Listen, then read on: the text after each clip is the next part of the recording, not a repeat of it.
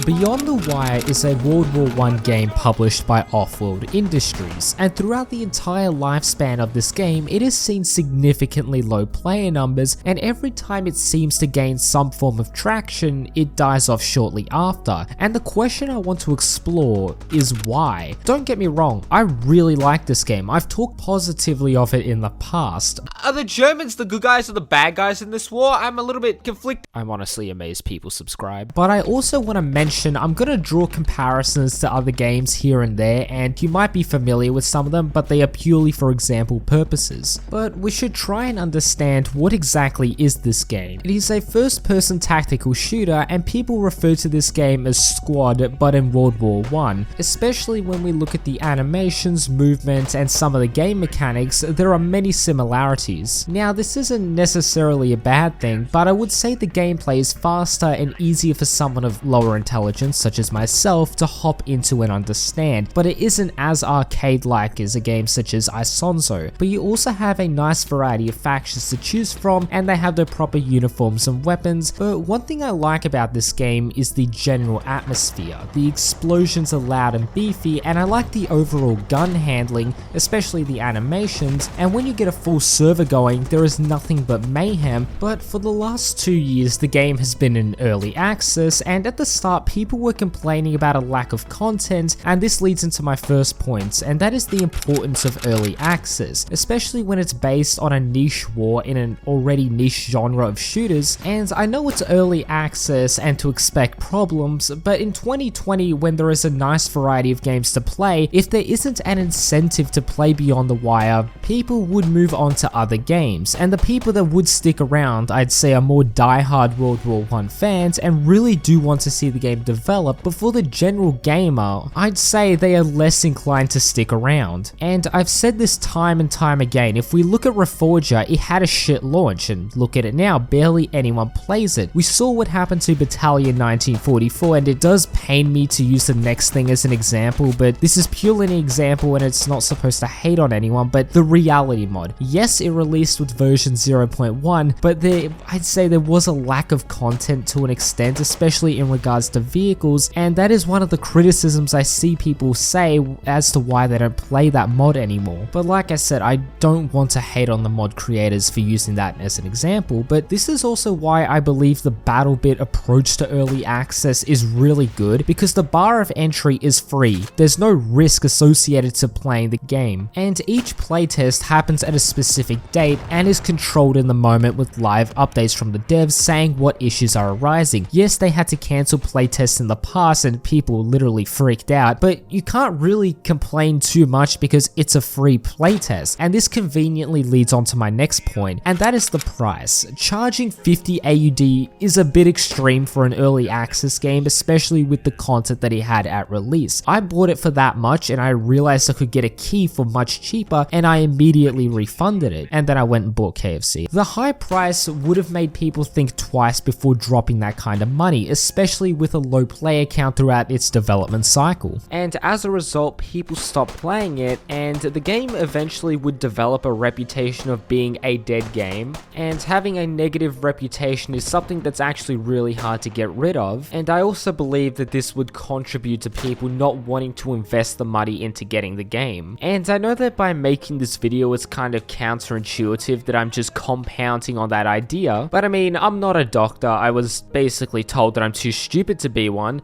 But you don't need to be a doctor to have one look at this game and just say that it's dead. Now, one argument that I saw about it being an early access and not having a high player count is that the game wasn't ready, or it hasn't even begun to live yet. And in hindsight, that's pretty naive, because going into full release isn't some switch that brings all the players back, especially if the game hasn't improved a whole lot going from early access into full release. And I feel like the whole release was just rushed out the door so OWI can just clean their hands and say they have no association to this project anymore. Because just imagine you're me. You buy the game and you notice no one is playing it. You do some research and you realize you can only play the game at certain times, and that being early morning for us Australians, and the server doesn't even get full. You can't blame them for refunding the game and advising their friends to not play it. But we can look at another early access game, Ready or Not. 55 Australian Australian dollars, and if you're a muppet like me who spent $150 to get early access to the updates, look, it's a good game, and it definitely has its flaws such as spin-botting bullshit AI,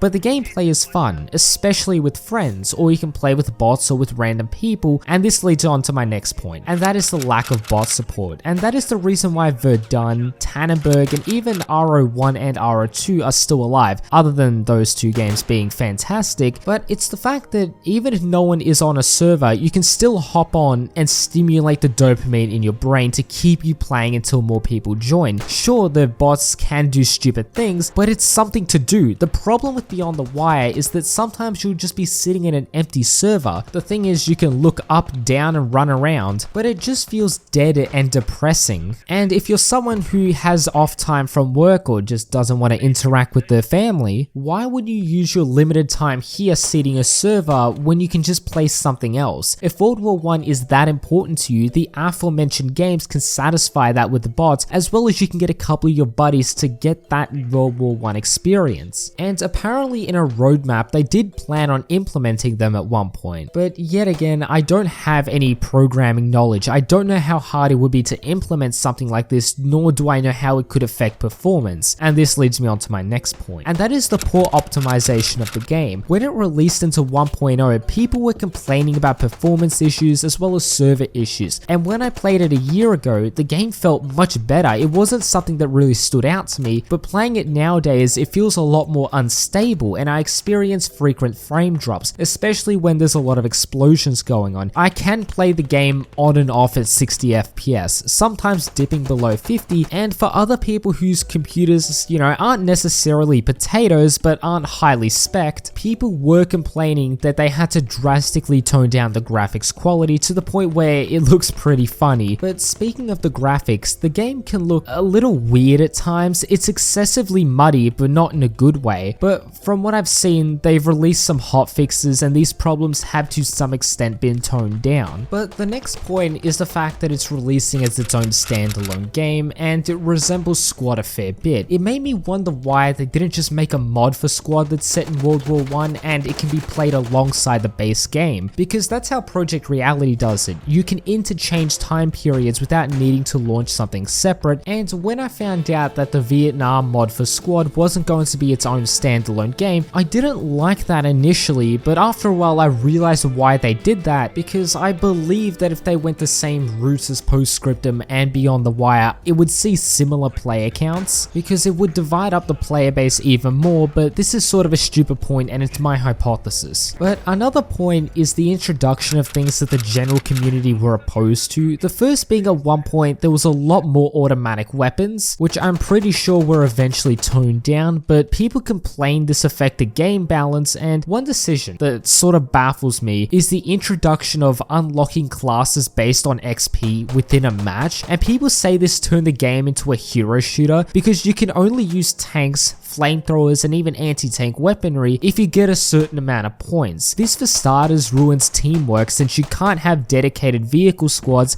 like in almost every other tactical shooter, especially since the audience for these types of games are more serious, and an arcade element like tanks being a kill streak unlock is definitely a turnoff. But I know it's easy to point out the flaws of the game, and it's easy to think of solutions in hindsight, but if I had to make an executive decision to maintain the livelihood or bring back players as well as bring in potential customers, I would make fixing the stability and performance of this game a very high priority. And I would also lower the game price so people don't feel like they are making a risky investment. But some people might have proposed the idea of free to play, and that isn't a decision to be made lightly, but I do believe it would bring people to the game because they've got nothing to lose for trying it, and you can probably just milk the shit out of cosmetic items. But I understand at the end of the day, this is a business. They're here to make money, but really, how much more money can you make from this game, man? You can't even fill up one server. But look, I apologize that this was a relatively negative video, because I do enjoy this game. I have played this plenty in the past and I enjoy it, but it's something I will not be returning to ever again from the looks of it. But please do check out the video that is on screen, because I'm going to end the video there. If you did enjoy it, please do consider leaving a like, subscribing, sharing the video with your friends. Anyways, I will catch you guys